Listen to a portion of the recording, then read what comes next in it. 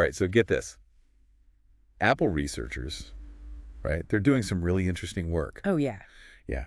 They're looking into something called noise robust, named entity understanding. And it's cooler than it sounds, believe me. I mean, it sounds pretty cool. It does, but it's all about, how can we make our voice assistants understand us, even when we're not speaking perfectly? Right. Like when we've had a little too much coffee or something. Exactly. Yeah, it's about making those assistants less robotic and more human. Yeah. In the way they understand us. Yeah. Because we don't always speak in perfect sentences. No, not at all. Especially not to a device, right? Right. We mumble, we mispronounce words, we use slang. All the time. And the poor voice assistants are just like, what are you trying to say? Yeah, exactly. Yeah, they're left trying to decipher it all. And then there's autocorrect. No, don't even get me started. Like Bohemian Raspberry, really? I know, right? Like, come on. It's just asking for trouble. Exactly, yeah. So that's where this named entity understanding comes in, or NEU. NU. Yeah, it's like, imagine giving those assistants, a crash course in human communication, helping them figure out, okay, what are the important bits of information from our messy real-world speech? Okay, so like with the Bohemian Raspberry example, instead of the device just being like, I don't know what you're talking about. Exactly. It would be able to like connect the dots. Right. It would say, okay. Even when the dots are a bit scattered. Bohemian Rhapsody? Yeah. That's a song. Yes. And it would know to link it with, the band Queen. That's the magic of NEU. But there's a catch, right? There's always a catch. And this is where the whole noise robust thing comes in. Right, because spoken language. It's full of pitfalls. Yeah, all kinds of pitfalls. Mispronunciations, slang, all that. New words that the system hasn't even heard of before. Exactly. So how do you teach a machine to understand something it's never heard before? That's the million-dollar question. Yeah.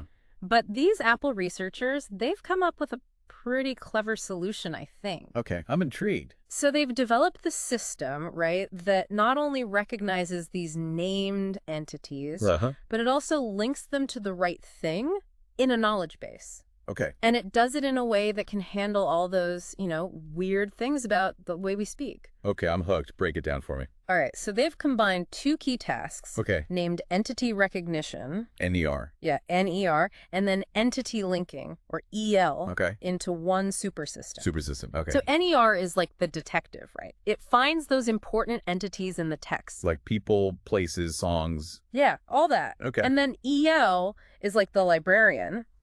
It takes those identified entities and connects them to the right information. So it's like NER says Bohemian Rhapsody is a song, and EL says, and this is the specific Queen song. Exactly. You got it. Wow. They've woven those two tasks together in this joint re-ranking module. Okay, now this is where it gets technical. Yeah, a little bit. A little bit, yeah. They're using something called a Bill STM.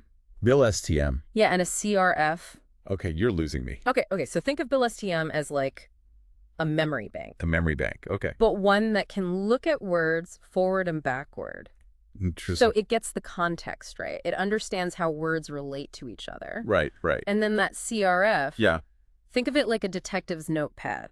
Okay. It helps the Bill STM make better predictions because it considers like how likely are different sequences of entities. So it's all about making the most logical connection. Exactly. Based on all the words around it. You got it. Pretty neat. And to make it even cooler, they've got this special search engine just for spoken language. Okay. So it uses these things called n-grams. N-grams. Yeah, basically sequences of words. Okay. To find potential candidates for entities. So like if I say EOEAR, it knows I probably mean Lord of the Rings. Precisely. Even if I don't say it perfectly. Well, even if you don't say it perfectly. Wow. And it can even handle those times when speech recognition messes up. Right, like the Bohemian Raspberry situation. Exactly. They've got this SIG to SAT correction model. Okay. And a character-based comparison using CNNs. Wait, CNNs? Like the news channel? Not quite. It's convolutional neural networks. Oh, okay. They're good at finding patterns, right? Okay. In this case, it's looking at the individual letters. So even if a word is, mispronounced, it can still figure out what entity it's referring to by looking at the letters themselves. So it's like a super-powered spell checker? Kind of, yeah. That understands context. Exactly. It is, Yeah. and that's not all. What else? It also uses relationships between entities in the knowledge base. Okay, so like So how? say you said, play the latest Taylor Swift. Mm-hmm. It knows that Taylor Swift is a singer, Right. so it'll prioritize songs associated with her. Wow, that's impressive. It is. That's like it understands how the world works. Right, it knows how things are connected. Yeah. And it uses that knowledge to make smarter decisions. So we've got this system that can handle our mumbles, mispronunciations, Yeah. autocorrect fails. It's pretty amazing. But why should we care? What's the impact of all this? That's a great question. Yeah. And it's one we're going to unpack in the next part of our deep dive. Okay, you've got me on the edge of my seat here. Oh, it's good stuff, trust me. All right, well, let's take a quick breather, then dive back in. Sounds good. Okay.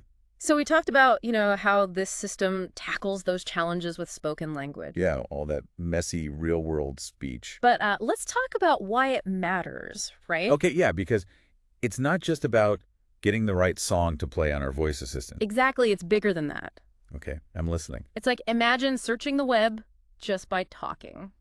No more typing. No more typing those long queries. And hoping you spelled everything right. Exactly. You could just be like, show me articles about that new sci-fi movie, the one with the giant robots. And it would understand. Even with that vague description. Game changer. Right. Especially for, For those of us who aren't great spellers. Exactly. And think about chatbots. Oh, yeah. They're kind of robotic right now. Yeah, you had to be so specific with what you say. You do. But with this noise-robust entity understanding, they could actually become conversational. You can just talk to them normally. Yeah, like a real person. Even with slang and mistakes and everything. Exactly. Oh, man. That would make online customer service so much better. Oh, tell me about it. No more trying to explain your problem in 5 words. No more of that. So what else? What other areas could this impact? Social media. Think about that. What do you mean? Analyzing trends, but with spoken language. From videos and podcasts and stuff? Yeah. You Well, can see what people are really saying, how they're feeling. That's true. You can't really get that from just text. So it'd be like a real-time pulse on all those online conversations. Exactly. Imagine what marketers could do with that. Wow. Yeah, and researchers too. Anyone trying to understand how we communicate. In this digital age. Yeah. It's like our devices would become more like partners in conversation. Yeah, more than just tools. They get us. Yeah. Even when we're not perfect. Exactly. And it opens up so many possibilities. So besides the named entity understanding stuff, the researchers found some other interesting improvements, right? They did. With domain classification. Domain classification. Remind me what that is again. So it's like figuring out what you're talking about broadly. Like, is it sports, music, the weather, that kind of thing? Yeah, exactly. Yeah. This system can help figure that out, even with all that noisy language. Yeah. And it can even help with semantic parsing.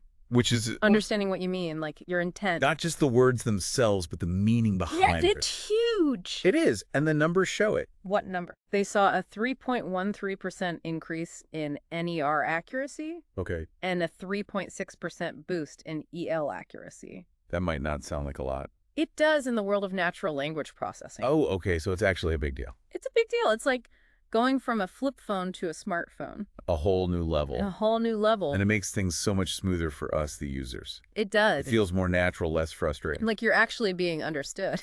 Yeah. Okay, so let's get back to those techniques for handling noise. Okay, sure. You mentioned a sec-to-sec correction model, Right, so that's like a super smart autocorrect. but for spoken language. Yeah. It's been trained on all these common errors. So it can actually predict what the speaker meant to say. Exactly. It's not just about typos anymore. And then there were those CNNs. The convolutional neural networks. Yeah, the ones that are good at finding patterns. Right, so even with mispronounced words, it can still figure things out by looking at the individual letters. It's like a high-tech word jumble. I like that. And that makes it so good at handling noise. It does. It's not relying on just one thing. It's got this multi-layered approach Exactly. to get as much information as possible. That's the key. And that's crucial for making voice assistants usable, right? Absolutely, because we don't always speak perfectly. Especially on the go or when we're trying to do a million things at once. It needs to understand us even when we're not at our best. And this research is a big step towards that. It is. So they've shown improvements in the named entity understanding, domain classification, semantic parsing. It's really impressive. It's like they found a way to make our devices actually understand us. Not just hear us. Exactly. Is a big deal. It is. Makes you wonder what else is possible. What else is around the corner, right? Yeah. That's a great question, and one we'll explore in the last part of our deep dive. Okay. Tease it for us.